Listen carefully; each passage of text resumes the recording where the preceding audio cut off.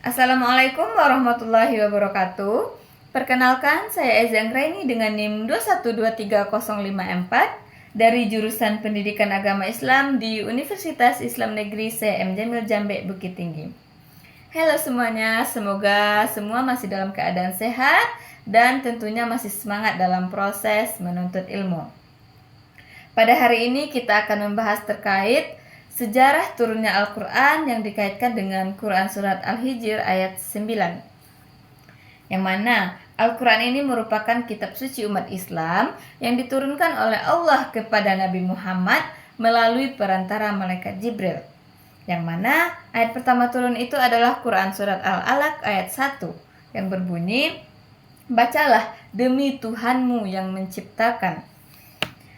Turunnya ayat Al-Quran ini terjadi pada saat malam Lailatul Qadar, tepatnya di bulan Ramadan, yang mana setelah itu Al-Quran diturunkan secara bertahap-tahap selama 23 tahun, yang mana itu juga disesuaikan dengan kondisi dan kebutuhan masyarakat pada saat itu. Dan ayat Al-Quran itu diturunkan juga di dua kota. Yang pertama itu di kota Mekkah disebut Makkiyah dan di kota Madinah disebut dengan Madaniyah.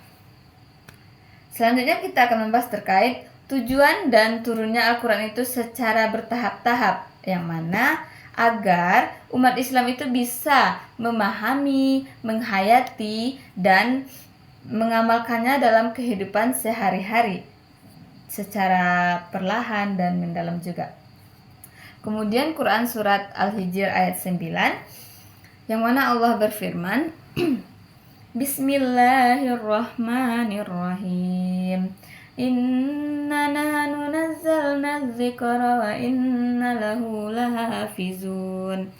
Yang artinya, sesungguhnya kamilah yang menurunkan Al-Quran dan kami pula yang menjaganya. Dari ayat ini dapat kita pahami bahwa Al-Quran itu adalah wahyu langsung dari Allah dan Allah sendiri yang menjamin keasliannya. Yang mana tidak ada satu huruf pun yang berubah sejak diturunkannya bahkan hingga hari ini. Dan dapat kita ketahui juga bahwa umat Islam di seluruh dunia menghafalkannya, baik itu dari anak-anak hingga orang tua. Dan kita dapat pahami bahwa Al-Quran ini adalah suatu mukjizat yang sangat luar biasa, yang mana itu tidak dimiliki oleh kitab-kitab lainnya. Yang mana Al-Quran ini bisa dihafalkan oleh umat Islam, sedangkan kitab-kitab lain itu tidak bisa dihafalkan oleh umat Islam.